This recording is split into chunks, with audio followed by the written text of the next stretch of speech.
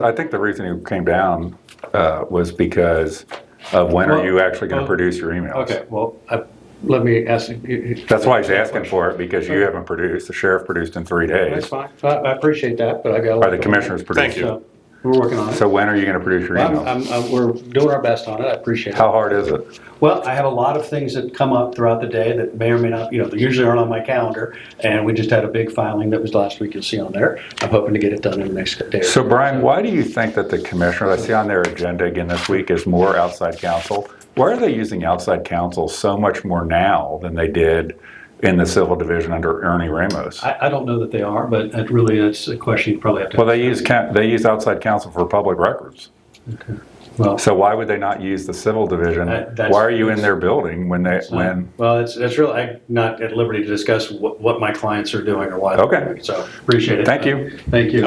If you could, please send me a redaction log. I don't need it right now. You don't need it. You need the emails. Okay. Well, so that was my other question. I was going to ask. Is it has been 2 weeks for the emails, and I did give you a 3-day notice, and I had to correct it, which I gave you a 3-day notice like the day after you sent it, but. No, I gave it to you on Wednesday. I sent it on that Monday, and Sheriff Stratton turned them over in 3 days. Okay. Well, I think the sheriff. If you need me to do a redaction log, let me get that. I didn't make a copy. Let me go make a copy of that so I know what I've redacted. Well, you can send that to me via email. That's okay. He needs the file that you gave me. I'm sorry. Sure. Okay.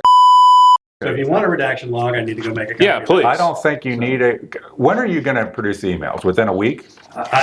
Because this is extra work for you. Why don't you just produce the email? Like, what do you need the redaction log for? What you need is the emails, not the redaction log for that. If you want the redaction log, I just make a focus. I don't think. Well, let me ask you. Well, can I? I don't think you need the redaction log. You need the emails. So. Can I ask you this? Instead of doing the redaction log, can you produce my emails now? Well, I've got to get through the redactions on those, but no, so I'm not going to be able to get it to you today. But I expect today. How far in the future? The next couple of days. So why don't you just hold open? I wouldn't worry about, Alex, a redaction log for that. I need to make a photocopy of this. Well, I would not. Do you want a redaction log? I would rather just get my emails right now. So if you have time to do the redaction, can you produce the emails by Friday? I expect to have those. Okay, so just let him take that. So he's only asking you for your calendar because of your lack of responsiveness on the emails. Right, and I don't like records requests that are just what you would call paper terrorist requests. No. I like ones the root is the emails. The only reason you're requesting his calendar is because he's not producing the emails. So if he can produce the emails by Friday, Mr. Hicks, I appreciate you. You're but at the end of the day, you're not an attorney, respectfully. If you have he's not representing me. So he can't speak for you on this. Do you want a redaction log or not? I'm a reporter. I can ask questions. But you're not. But I'm asking him a question. I need him to answer. I appreciate that.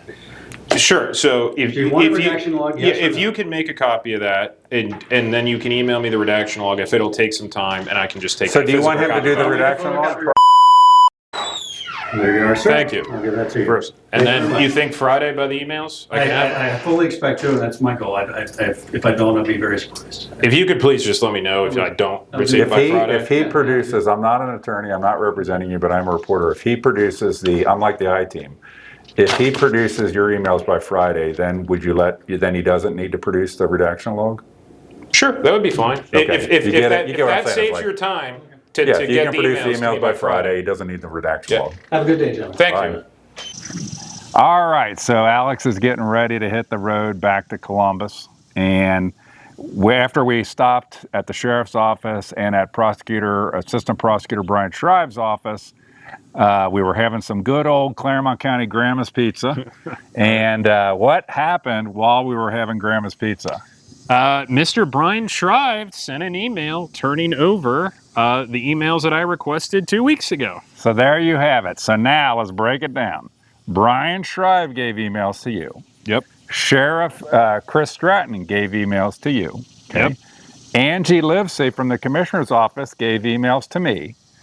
And so where are we? Now I've still got 10 elected officials who have not produced emails going back 4 months from request. And you know how it all started? How it all started is that, I don't know if you know this, Alex, how it all started. I don't. I asked the elected officials to give me a weekly summary of 2 to 5 things that they did that week that they thought were important Yep. and how many hours they spent in their elected official duties. They all refused. So then I requested emails from them so that I could construct what they did by looking at their emails.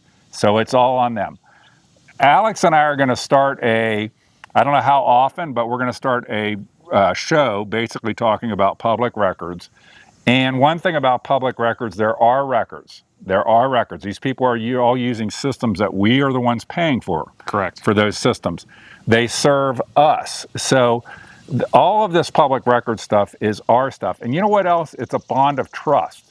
When there is a lack of trust, and I hope every Claremont County elected official of the 10 is listening to this, when you start to have a lack of trust with your voters, then your voters ask for more records.